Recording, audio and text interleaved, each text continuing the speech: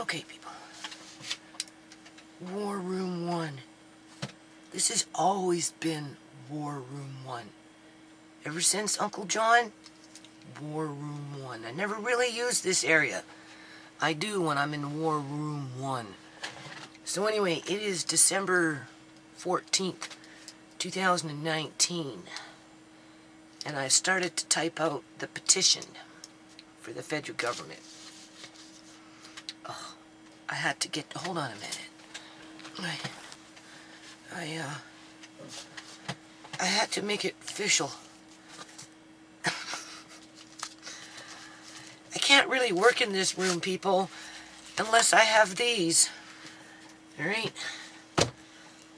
The Bibles. This is a Bible, people.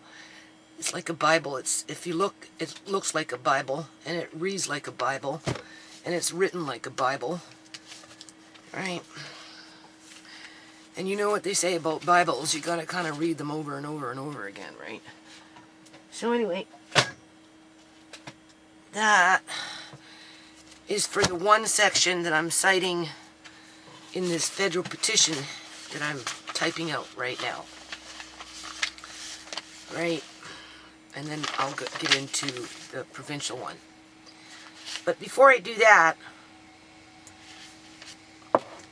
it's really hard for me to come in here and sit down and focus for a number of reasons. Quite a few. There's quite a few reasons why I struggle right in here. One of them is my daughter's ghost, Shimei's ghost, is standing right here. Right, because she used to come up when I used to work on Uncle John stuff. And we'd talk. Her more so. My son would come up once in a while, and he'd stand there and we'd have conversations in regards to whatever's going on in this room at the time. But Shimei was up here quite regularly, and she typed out all the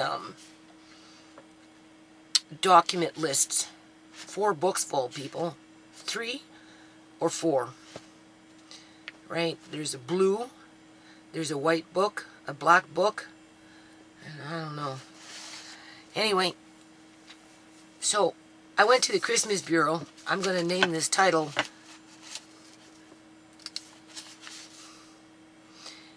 Thank You, Surrey Christmas Bureau.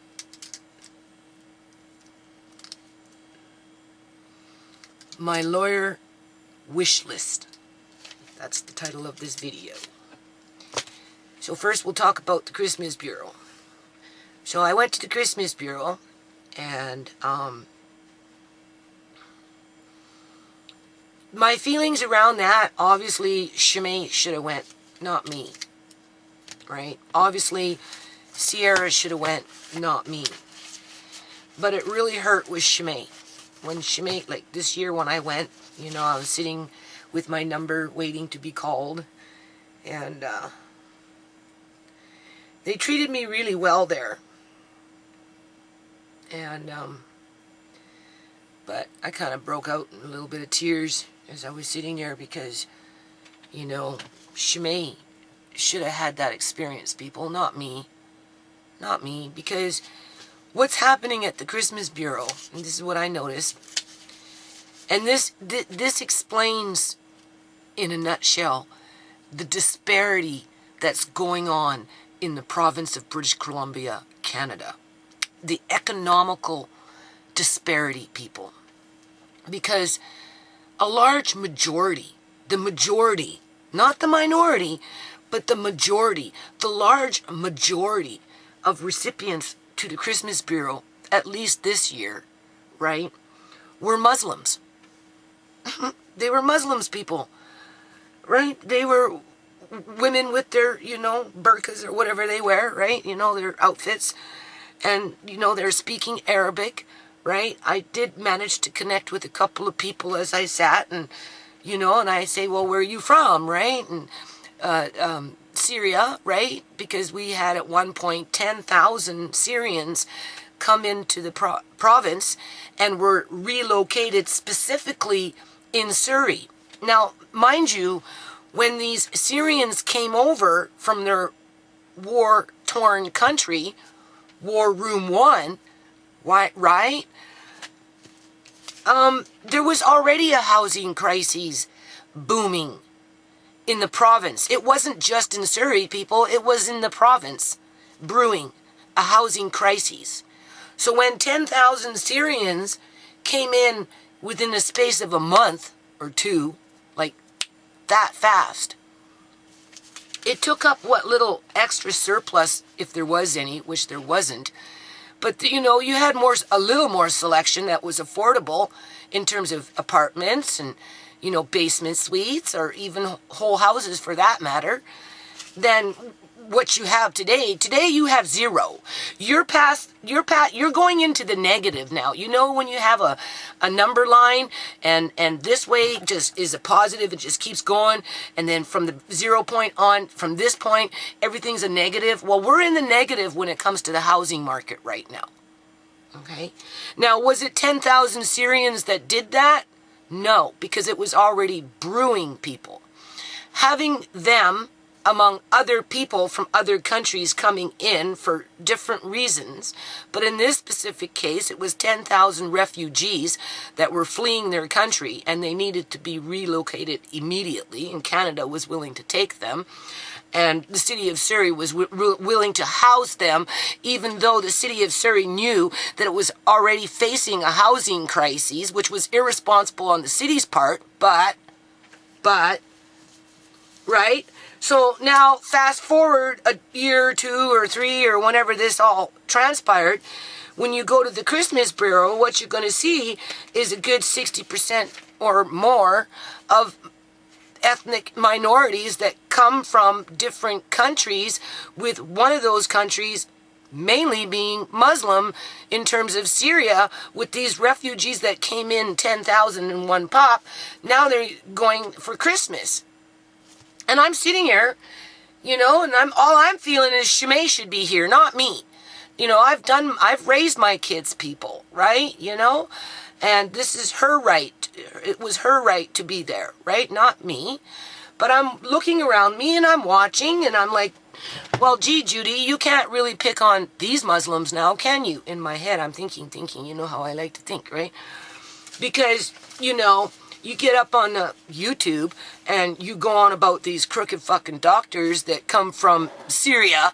You know, you got the poor ones coming in on the refugee boat, and you've got the upper class nonchalant, you know, the pie crust of society flying in on the airplane, going into fucking cushy jobs that they can bring in all this money into the healthcare system simply by requesting tests, prescribing prescriptions, you know, whatever fucking doctors do that bring money into the system.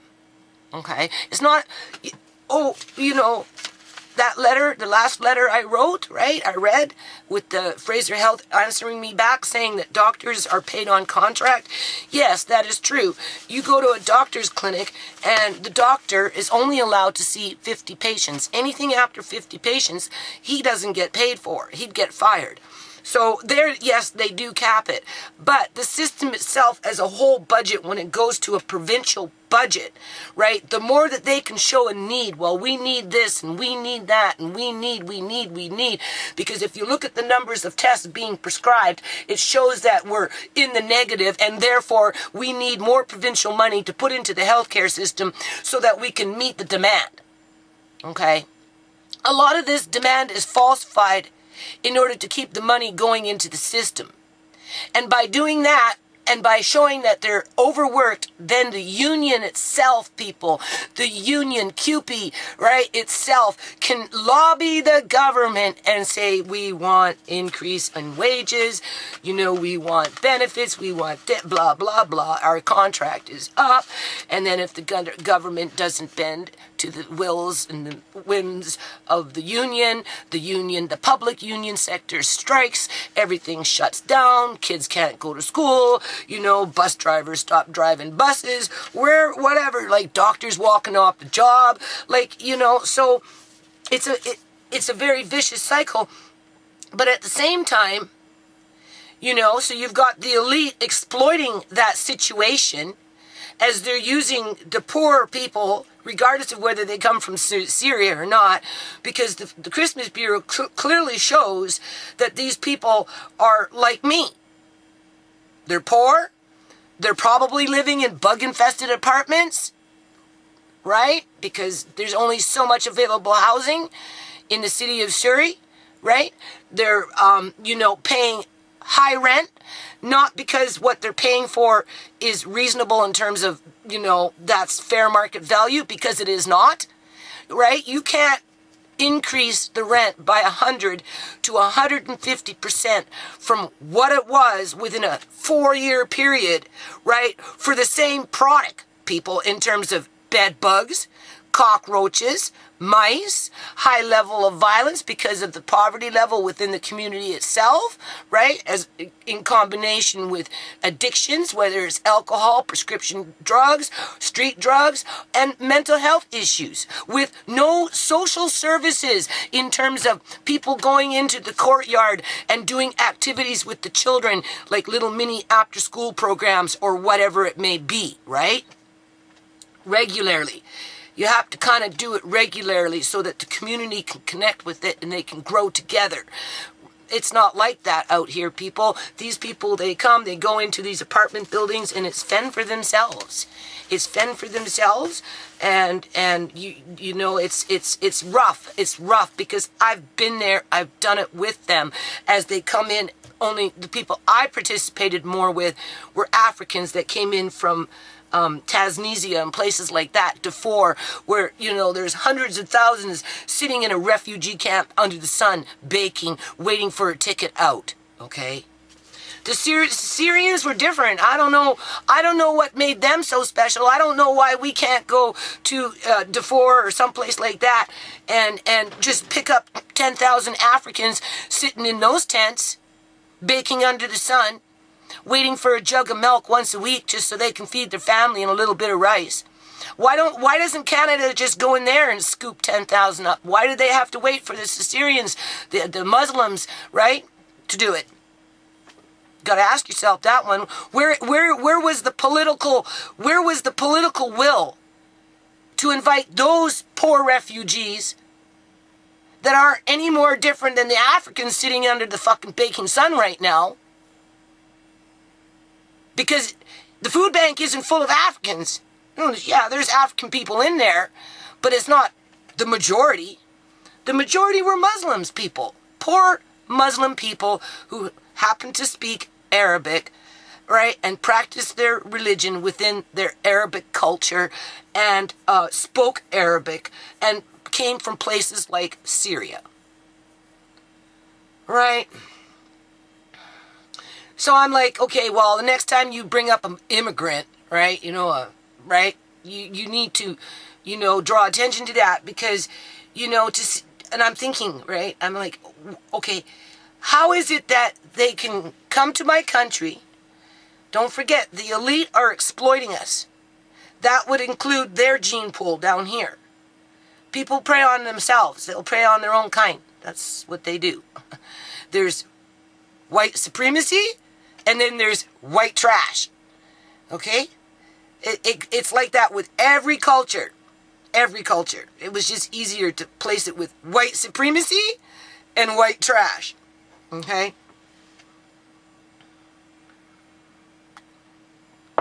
So it's the same is true with the Muslims. You've got the rich Muslims and you've got the poor Muslims. And once they're below that cut off in terms of income and they're down here, they are just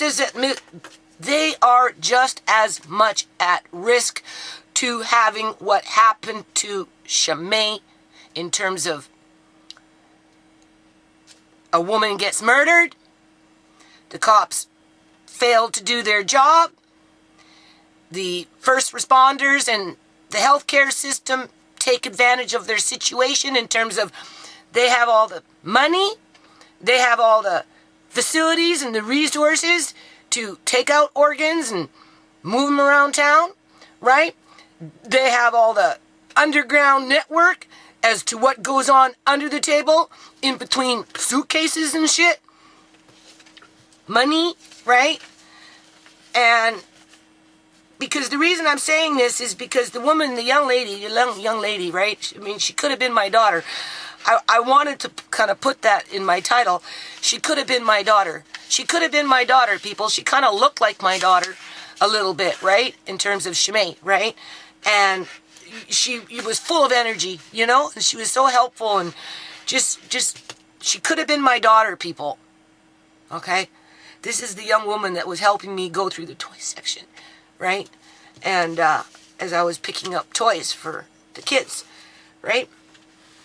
And so long story short, we go through the line, and then another fella came up, and because, you know, Amari has cerebral palsy, it's kind of hard to pick a toy for him, right? Because he's, you know, he's not your average child.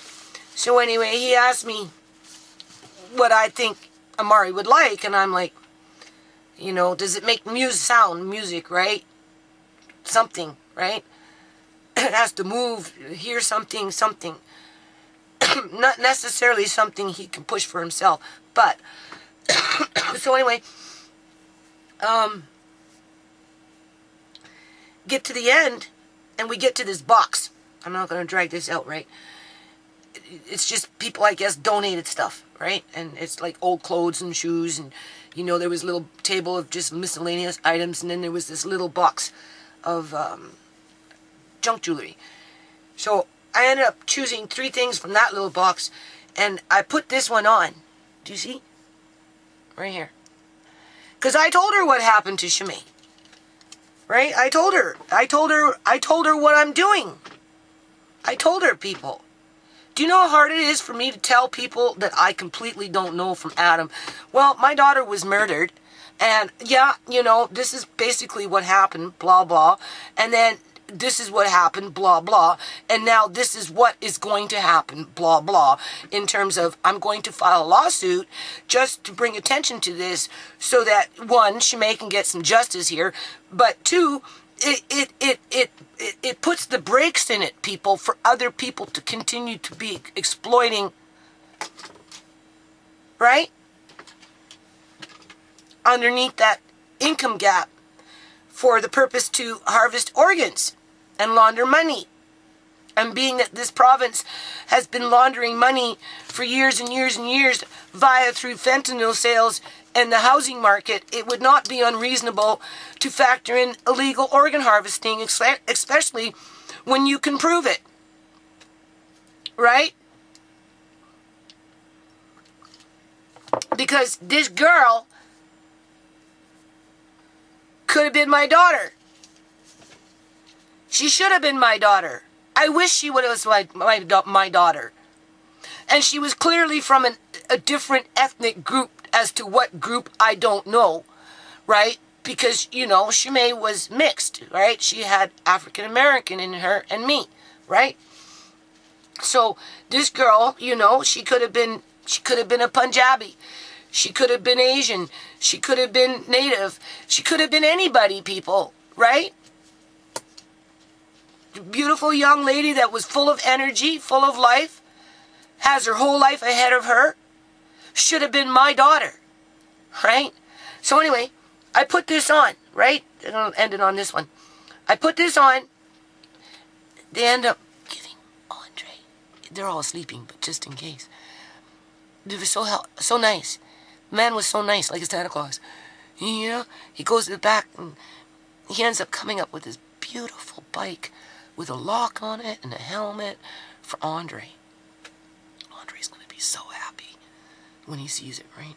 And then this nice little toddler's little car set or something. It's quite big with a little track, so it will be good for the 3 of them. Andre can set it up, and Alea May and Amari can play with it. Because Amari I can put right in front, and he'll be able to reach out to it. And Alea May there with Andre, that's perfect, right? So anyway, we're now loading up the car, the 3 of us, right?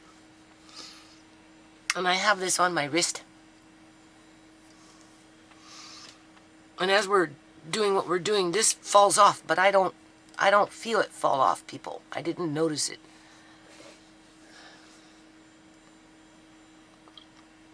But this young lady did. And she pointed it out to me. She's, I said, oh my, you're like a lucky charm, right? Because she already said, good luck, right? In terms of you're doing the right thing.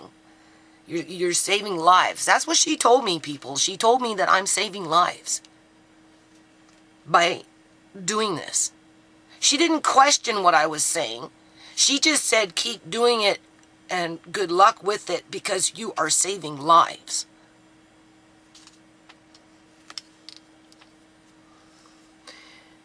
So I put this on and I tell her, well, there you go. Now you're my lucky charm. She reminded me I had to squeeze it. So now I'm really fond of this. This is a seashell. It's comfortable. I'm fond with it. It makes me close to my daughter. It makes me close to my daughter, people. Right? And to all the other young people, I'm not even going to say women, because this is an issue with males as well. Young men, right, are dying in droves. Well, the upper echelon of Muslims, okay, let's be clear about that. Let the Christmas Bureau teach us that there is the same problem within the Muslim culture as there is within the Christian culture. Or Catholic culture, or whatever culture, right? And kind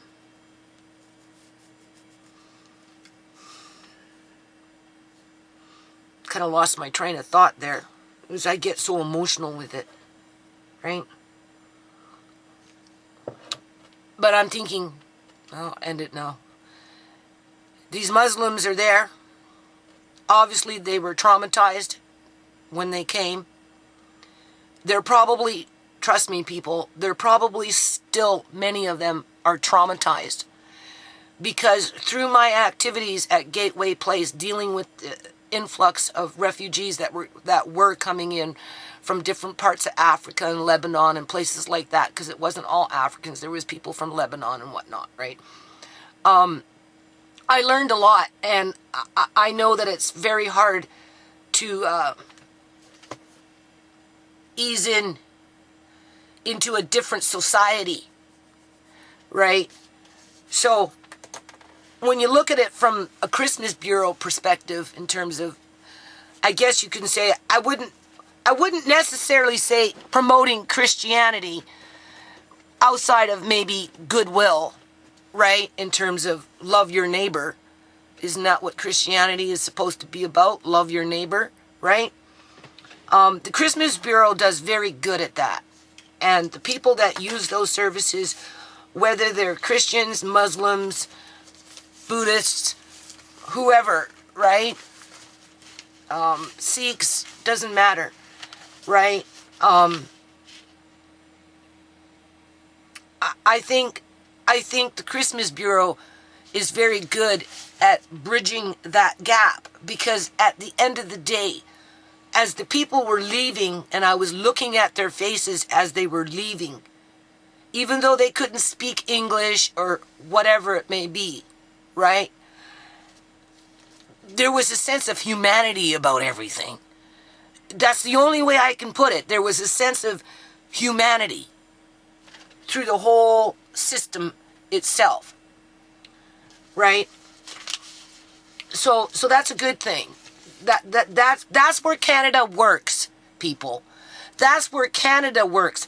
Where it doesn't work is within our court systems that exploit us to cover up white-collar criminal activity. And that's where my job comes in. And that's where that young lady who reminds me that not only is she with me, right, but my daughter is with me, right? And that's what's going to give me strength to keep doing this because, you know, I got lights there, losing my eyesight. You know, I'm having to reread the Criminal Code of Canada again. You know, I'm sorting out a bunch of shit from back in 2012, 2008. You know, having to dig up things from 1999, 90, you know, whatever it is, right? Whatever it is, people, just so that there is a sense of justice in this country. Because it's not about just BC. It's in this country. Okay, there is no point for these people to come, and I've said this for the Americans, what is the point of allowing all these immigrants crossing over the border, right, from Mexico into the United States, if the United States itself, as a governing body, cannot protect those people from illegal organ harvesting, trafficking, child trafficking, whatever it is, people, whatever the fuck it is. Because if they can't protect them, then they're only allowing them in to exploit them. Right? And the same would be true for Canada. If Canada is not willing to protect Shimei and her family, who were born in this country, then Canada will certainly not be willing to protect that lower class of Muslims that are stuck, people that are stuck in poverty just like me. They are no different than me. They are stuck. They have their own glass ceilings that they have to break, and the majority of them will never ever break them. But yet the ones above, right, the doctors and those people like them that come and use our tax dollars to exploit us, our humanity, that we can clearly prove exist by simply going to the Christmas Bureau, right? You can see it. Those Muslims or whoever, Sikhs, Buddhists, Falun Gongs, whoever, right? When they walked out, they had smiles on their face, people. They weren't competing with the next religion standing in line. If anything, they were grateful. Right? So what we need to do is help them to rise above what keeps them oppressed so that at some point they can get past it and give back themselves. Right? They can't give back until they're feeling safe and can survive in a very unethical country, people. The country itself is unethical. Right? So, anyway, I just wanted to say that. Right? Now, the other thing I want to say, and as a matter of fact, I'm just going to say it, and then I'm going to turn this off and I'm going to upload it and leave it as is. But before I talk about my wish list for a lawyer here, I do want to make note that Ciera, now, is this justifiable? I know I'm not going to call it justice, but is this justifiable, people? Okay? Ciera, the last time I spoke to Ciera, Ciera was in jail.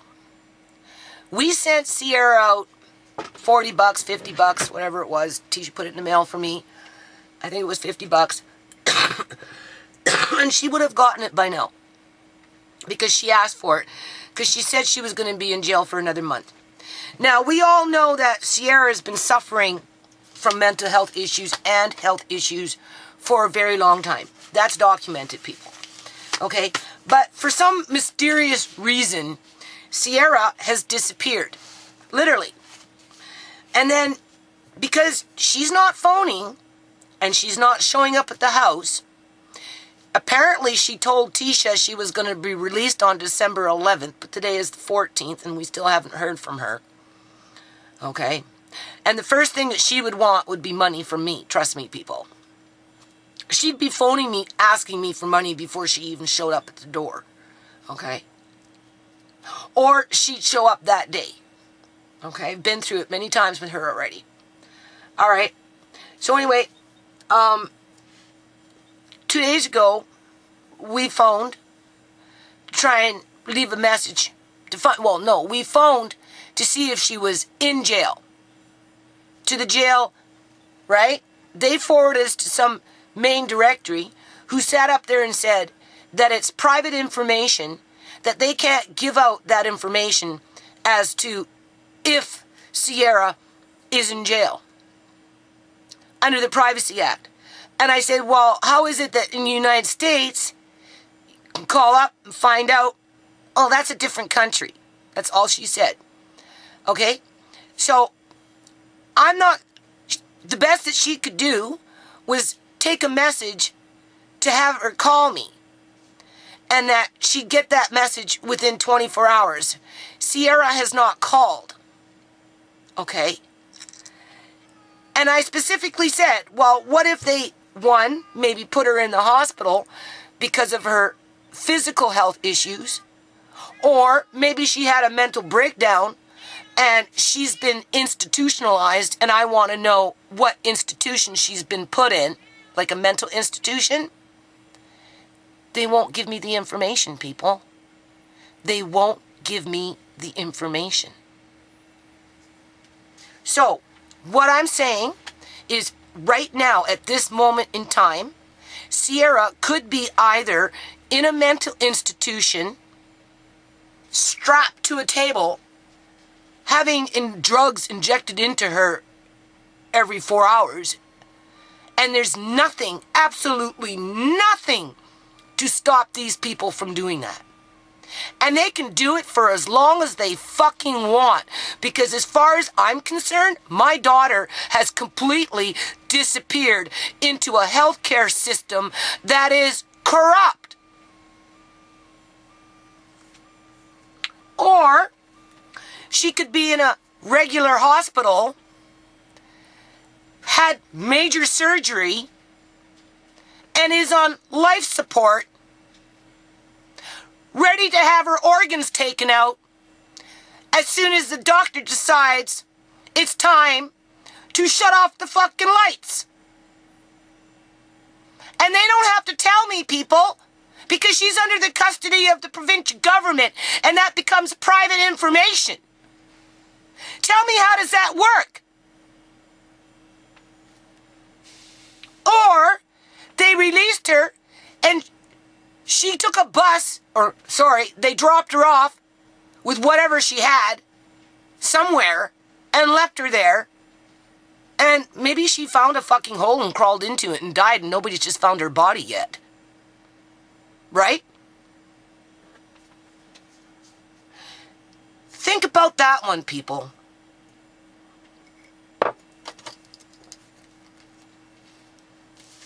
Now, if that's mystery, I don't know what is. Anyway, to end the video, and to compensate for the rest of the title, my lawyer wish list. This is my lawyer wish list, people. And when I send out these, petitions for the proofreading, I'm going to send them my lawyer wish list. And I'm going to ask them to consider opening up a GoFundMe for this specific purpose and nothing else. Okay? They don't have to. If they don't want to, that's fine. I'm going to ask. Doesn't hurt to ask, right? Anyway, first, how much of a retainer does your law firm need? In other words, to take on my case. Because that young lady who said, good luck with your case, she specifically put the word case in her sentence. She just didn't say good luck. She said good luck with your case. It's going to help a lot of lives. It's going to save a lot of lives.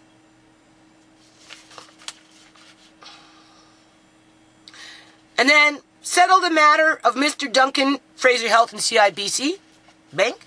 That matter has to be settled. Document the targeting of the Chorney family. Just simply by taking it to court, it becomes documented. Document the cover-up of Shimei's murder and the illegal trafficking of her organs and body parts, including teeth.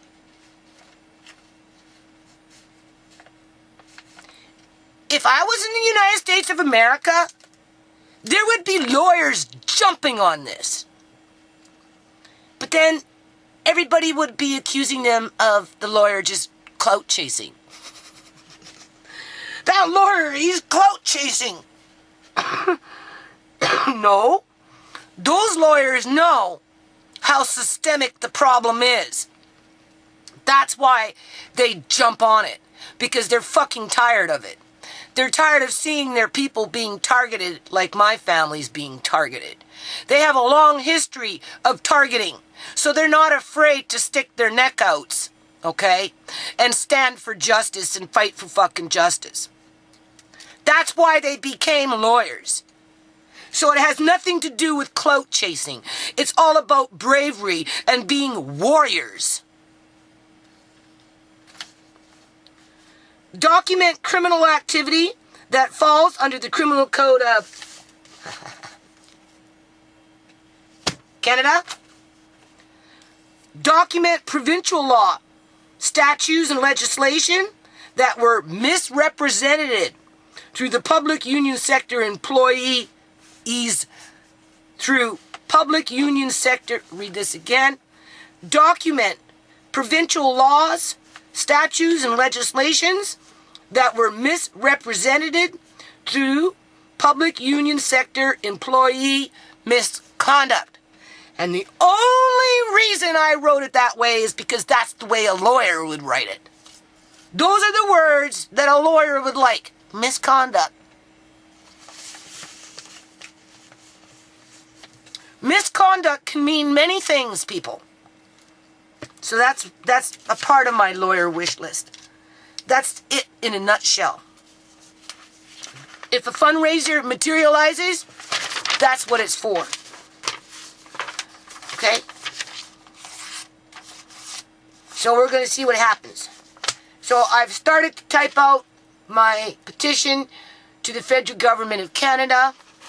I figure if I can discipline myself between 4 to 6 hours a day, regardless whether it's sorting out stuff like this and listing it down. You remember that? That's to Mayor Hepner and Deputy Mayor Gill, right? Because this is all important, people. It shows the ongoing targeting of my family, right? Not to say that the city of Surrey was targeting my family per se, outside of, you know, there's this hunger for property out here to flip it so that money laundering can continue to occur. And I simply have to walk you down 132 and show you those realtor signs with empty fucking houses on that street selling over and over and over again so that my landlady's property value goes up. And then she pressures me to pay more rent. To the point where eventually Amari is going to outgrow this house. Just by default of growing. And I'm going to have to move into a province that has no housing that's affordable for my income. Including with the rest of those people, which is a good frickin' 40 to 60% of the population of British Columbia, Canada, can't afford rent no more.